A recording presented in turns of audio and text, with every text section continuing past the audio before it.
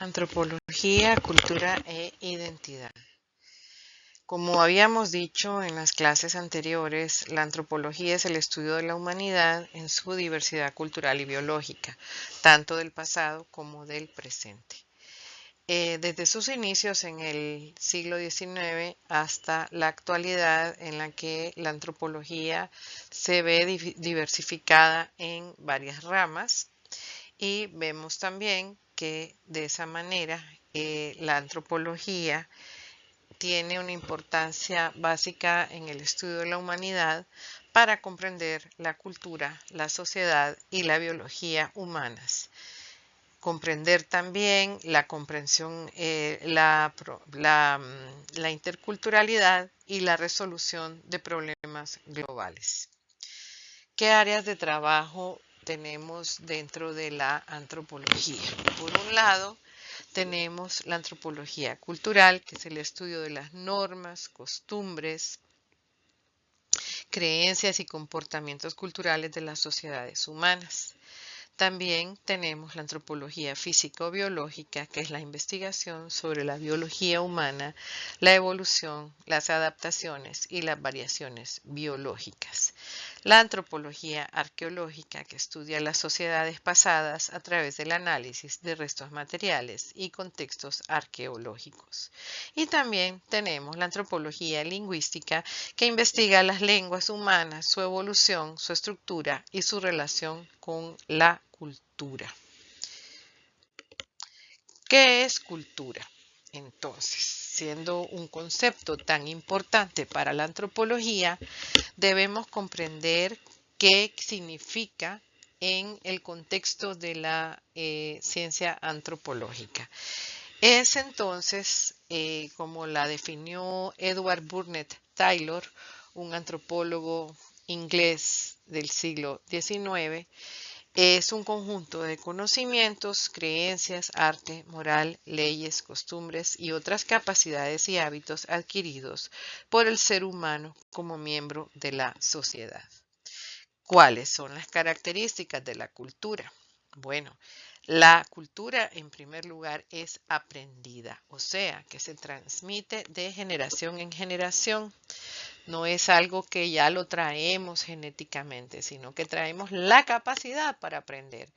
Y en torno a eso, pues nosotros nos transmitimos de una generación a la siguiente la cultura.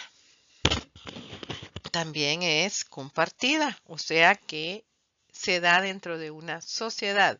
No se da de una manera individual, sino que se da dentro de una sociedad entre un grupo social. Es simbólica porque está basada en símbolos que representan significados compartidos, tales como el idioma, la lengua que hablamos. Es adaptativa, o sea que por un lado se adapta y cambia frente a diferentes contextos. Esto ya lo hemos hablado anteriormente en la clase, que la cultura nos permite adaptarnos a distintos contextos. También vemos que las prácticas culturales pueden ser rituales religiosos, ceremonias de paso, formas de organización social, sistemas de parentesco, alimentación y vestimenta, entre otros. También tenemos que entender cuál es la relación entre la sociedad y la cultura. Y vemos que la cultura influye en cómo se estructura y cómo funciona la sociedad y a su vez la sociedad va a condicionar cómo es las culturas o cultura que tenemos. La diversidad cultural es una variedad de formas de vida cultural entre diferentes grupos humanos. Tenemos que entender que somos diversos, que la especie humana va a tener distintas manifestaciones según sus propias adaptaciones, según sus propias formas de coyunturas históricas, etcétera. Ejemplos de de sociedades diversas son las sociedades indígenas, las sociedades industrializadas, las sociedades tradicionales y contemporáneas en distintos contextos globales. ¿Cuáles son los temas principales del estudio de la antropología? el parentesco y la familia, también la religión y los rituales, la economía y la subsistencia, la política y el poder, la globalización y el cambio cultural. Podemos ver ahí entonces que estudiamos las estructuras familiares, las relaciones de parentesco, las creencias religiosas, las prácticas rituales, los sistemas económicos, los sistemas capitalistas o precapitalistas también, las organizaciones políticas, las estructuras de autoridad, cuáles son los impactos de la globalización en las culturas locales, regionales, cuáles son las dinámicas de cambio cultural y de resistencia cultural. Principales autores tenemos, por ejemplo, a Franz Boas, quien es un antropólogo alemán que se fue a Estados Unidos y ahí se desarrolló como antropólogo y es pionero en el estudio del relativismo cultural y el método etnográfico.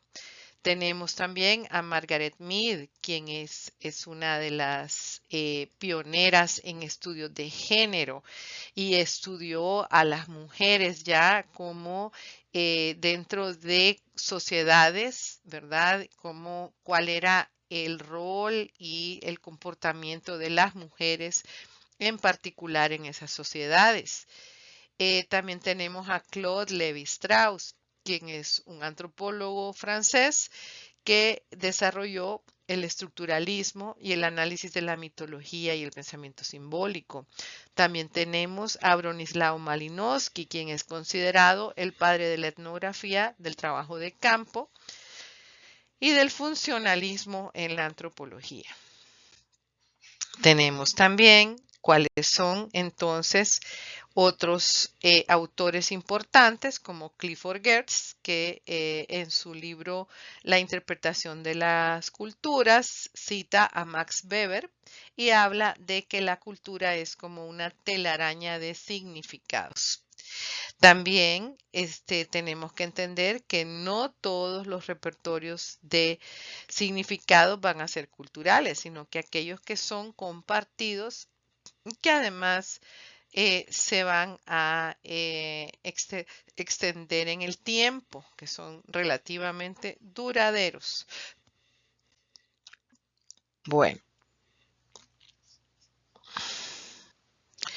tenemos otro autor que se llama Pierre Bourdieu, también francés, quien habla de esquemas cognitivos o hábitos y él habla pues de que la cultura debe ser interiorizada o es interiorizada por los actores sociales, quienes somos pues nosotros, los seres humanos que tenemos cultura y la cultura también debe ser entonces unida al sujeto, por lo tanto decimos no hay una cultura sin sujeto ni sujeto sin cultura.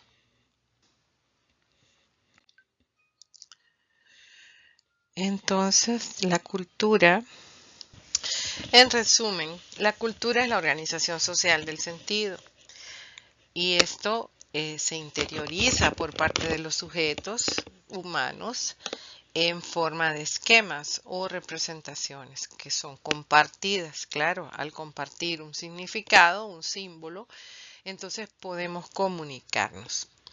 Eh, También estamos dentro de momentos históricos específicos y además tenemos estructuras sociales que compartimos.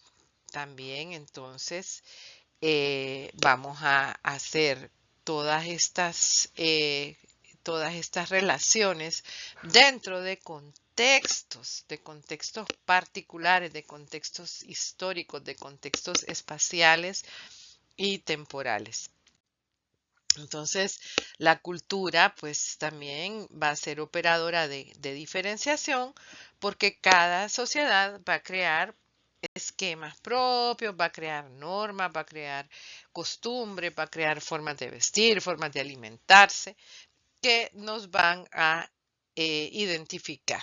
Y esto nos lleva pues al tema de la identidad, que es pues una forma de autoidentificación que tiene una serie de connotaciones, ¿verdad? O sea, hay identidad individual, hay identidad colectiva, hay identidades referidas a distintos ámbitos de nuestras vidas, ¿no? Por ejemplo, tiene que ver con nuestras religiones, tiene que ver con nuestras relaciones de parentesco, tiene que ver con nuestras comunidades. Por ejemplo, podemos tener una identidad nacional, pero al mismo tiempo tenemos una identidad regional o una identidad local, etcétera. Entonces, vemos que la identidad nos va a distinguir individualmente de otros sujetos, pero también nos va a unir con esos otros sujetos en una identidad colectiva. Bueno, entonces, para que seamos, esa identidad sea colectiva, nosotros nos identificamos dentro de una colectividad y esa colectividad nos identifica como parte de ella, ¿verdad? Eso también es importante. El mundo social es también una representación y es también voluntad. Existir socialmente quiere decir ser percibido por los demás, ¿verdad? Y ser percibido en nuestra unicidad, o sea, ser percibidos como seres particulares, distintos a los demás. Un elemento de la cultura también importante es que la cultura está en continuo cambio. O sea, la sociedad siempre va a estarse innovando. La cultura va a estar en completo cambio continuamente. Entonces también vemos que de una generación a la siguiente